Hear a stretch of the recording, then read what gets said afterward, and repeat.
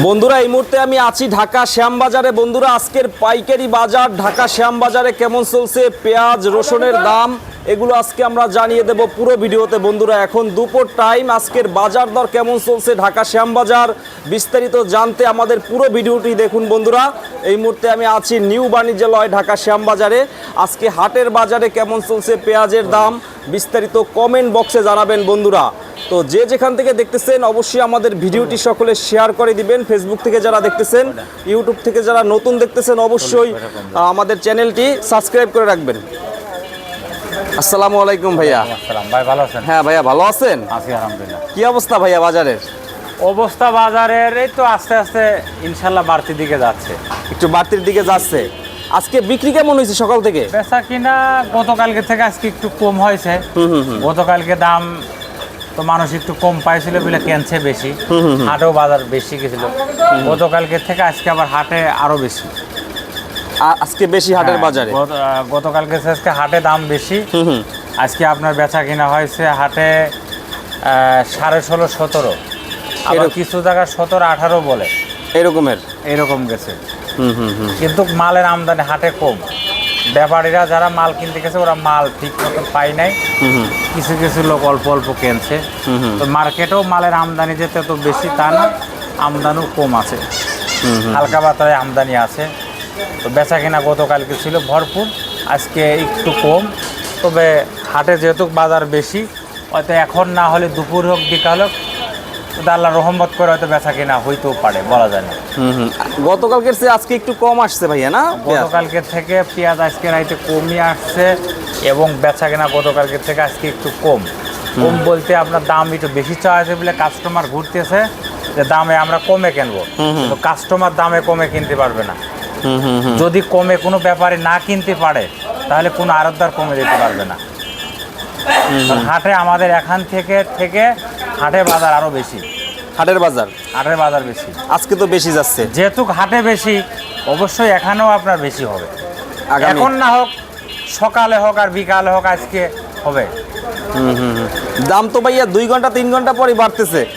2 ঘন্টা 3 ঘন্টা পর সরেন। কাঁচামাল আপনার বেচা কেনার উপর ডিপেন্ড করে। যদি বেচা কিনা ভালো থাকে তাহলে হয়তো দাম আরও বাড়বে, যদি এইরকম থাকে তাহলে আস্তে আস্তে বাড়বে।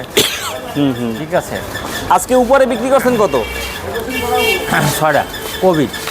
আজকে উপরে কত বাজার ভাইয়া? খালি লেব আজকে আমরা বেচা কিনা করছি 43 44, উপরে মাথা 45 টাকা 45 টাকা আছে। গতকালকে পর্যন্ত মাথা বেচছি। গতকালকে 42 টাকা ছিল। 40 41 পর্যন্ত মাথা গতকালকে। আজকে বেশি বাজার, আজকে বেশি। আজকে হাটে বাজার আরো বেশি হাটে বাজার আমাদের থেকে অনেক বেশি।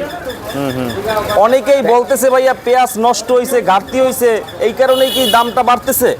শোনেন, অনেক পেঁয়াজ, তবে যে কথাটা বলছে একদম ন্যায্য কথা বলছে, কারণ অনেকের পেঁয়াজ নষ্ট হচ্ছে। আজকে আমার মনে হয় আমার কাছে সকালকে তো 10 জন ফোন দিয়েছে। 10 জন ফোন দিয়ে বলতেছে যে ভাই একটা লোক পেঁয়াজ রাখছে 100 মন কিনে, উনি বলল যে ভাই আমার 50 মনও টিকি নাই, বলে এই পেঁয়াজও নষ্ট হয়ে যাচ্ছে। পরে আমি তাকে বললাম যে আপনি কম বেশি মাল বেছে ফেলেন, এই মাল রাখেন না, এই মাল রাখা যাবে না। ঠিক আছে। ম্যাক্সিমাম লোকেরই কিন্তু আপনার চাঙে কিন্তু মাল ধরে যাচ্ছে, নষ্ট হয়ে যাচ্ছে। কিন্তু এইরকম নষ্ট হইতে কিন্তু 1.5 মাস 2 মাস পরে পেঁয়াজ কতদূর টেকবে এটা আল্লাহ ছাড়া কারো করার ক্ষমতা নেই। এখন দিন যায় প্রতিদিনই মানে ঘাটতি হইতেছে ভাইয়া পেঁয়াজে। এই যে কিছুদিন বৃষ্টি নামে আবার এখন সুবিধা হয়েছে, সুবিধা হওয়ার পরে গরম পড়ছে, গরম পড়ার পরে আরও পেঁয়াজ বেশি নষ্ট হবে। এখন নষ্ট হবে বেশি। আর এবছরে তো পেঁয়াজ সেই টিকসই পেঁয়াজ না। এবছরে আপনার পেঁয়াজ উঠানোর আগে বৃষ্টি পাইছিল, বৃষ্টি পাওয়ার কারণে ম্যাক্সিমাম পেঁয়াজই কিন্তু নষ্ট হয়ে যাচ্ছে বর্তমানে। এইগুলা কত বিক্রি করলেন আজকে ভাইয়া? আপনার বিক্রি করতে আমরা আজকে 43 টাকা। 43 টাকা। এইটা কোথায়? এটা আপনার মাগুরা 43 টাকা। দাম মনে হয় সামান্য বাড়বে ভাই আস্তে আস্তে। দাম যেহেতু হাটে বাড়তি অবশ্যই এখানে বাড়বে, কারণ হাটে যদি ব্যাপারী কম দামে না কিনতে পারে, কিন্তু আমরা তো কম দামে বেচতে পারব না। কারণ ব্যাপারী মাল কেনে, তার উপর বেসিস করে মাল বেচা হয়। কিন্তু ব্যাপারীরা যে শান্তিতে আছে তাও নাই। ব্যাপারীরা কিন্তু লস খাচ্ছে, বুঝছেন? ব্যাপারীরাও কিন্তু লস খাচ্ছে, লস খাইতে খাইতে তাদের আর লস খাওয়ার মতো জায়গা নেই, বুঝছেন? এর সাথে কৃষকও লস খাচ্ছে, হ্যাঁ, কৃষকও কিন্তু লস খাচ্ছে। এই জন্য কৃষকের একটাই, আমি মনের থেকে বলি, একটাই চাওয়া পাওয়া যে কৃষক তাদের ন্যায্য দাম পাক। দাম কত টাকা থাকলে ন্যায্য দাম পাবে? এখন শোনেন, এখন কত টাকা থাকলে এটার শেষ নাই। আপনার অনেকেরই তো পেঁয়াজ পচে যাচ্ছে, আমরা যদি 50 টাকা 60 টাকা বেশি, তারপরেও কিন্তু কৃষকের ঘাটতি কিন্তু উঠবে না, কৃষকের ঘাটতি কিন্তু কেউ পূরণ করতে পারবে না। না না, যদি তাদের পেঁয়াজটা না পচতো তাহলে কোনো সমস্যা কিন্তু হতো না, পচেই তো তাদের ঘাটতি হয়ে গেছে। এক একজনের এক এক ধরনের খরচ, এক একজনের এক এক ধরনের খরচ। এই জন্য আমি সরকারের কাছে বলি, বাইরের থেকে কৃষক যদি বাঁচাইতে চান, বাইরের থেকে 1 কেজি পেঁয়াজ আপনি আমদানি করবেন না, অনুরোধ।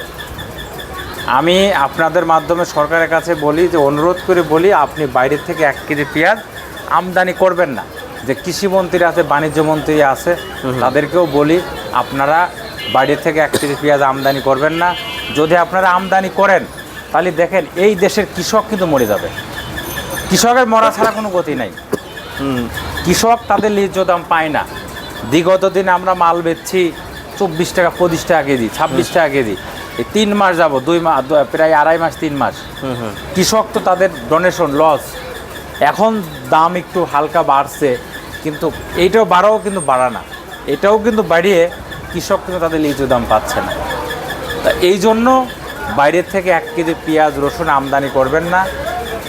আমাদের দেশের কৃষক যাতে উৎসাহিত আরও বেশি উৎপাদন করে, তাহলে আমরা পেঁয়াজের দিক থেকে, রসুনের দিক থেকে আমরা ইনশাআল্লাহ আল্লাহর রহমতে রপ্তানিও করতে পারবো একসময়। রপ্তানি আগে পাচ্ছে, আমাদের বাইরের থেকে আমদানি করা লাগবে না।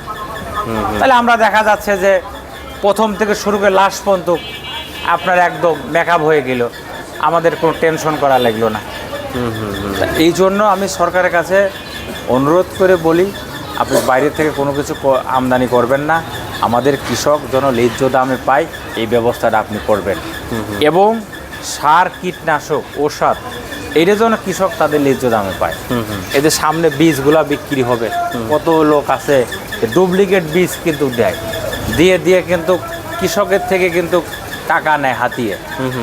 5,000 টাকার বীজ 40,000 টাকা কেজি, 30,000 টাকা কেজি, বিভিন্ন আইটেমের বেচে।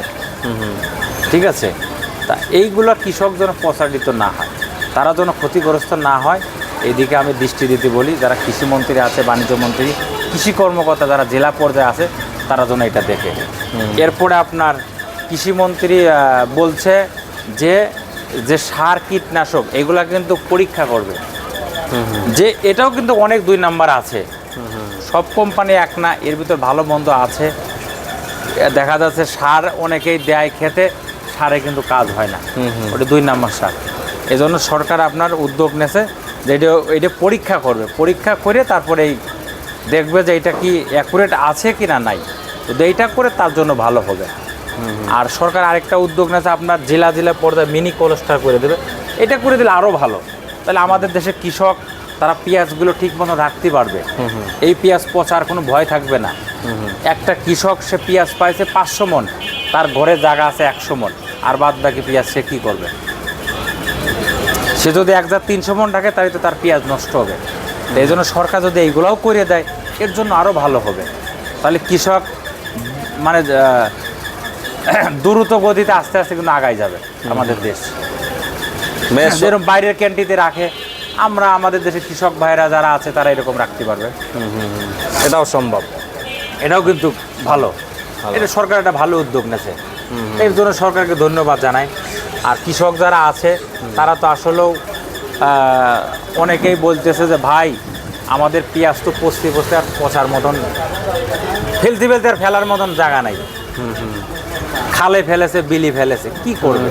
আসলে এখন যদি এটা যদি আল্লাহ পাক ক্ষতি দেয়, করার কিছু না, এটা তো কারো হাত না, কারো হাত না। তবে আমি একটাই আমার বলা, আমি ব্যবসায়িক হিসাবে বলি, কৃষক যেন তাদের ন্যায্য দাম পাক, এটা আমি আপনাদের মাধ্যমে তুলে ধরি সব সময়ের জন্য। ঠিক আছে। অনেকেই বলে যে না ভাই আপনি খুব ভালো কথা বলছেন। যাক, মানুষ ইজ্জত দেয়, সম্মান দেয়, মানুষ ভালো জানে, এটাই বড় কিছু। আর এর থেকে কোনো কিছু চাওয়া পাওয়া নাই।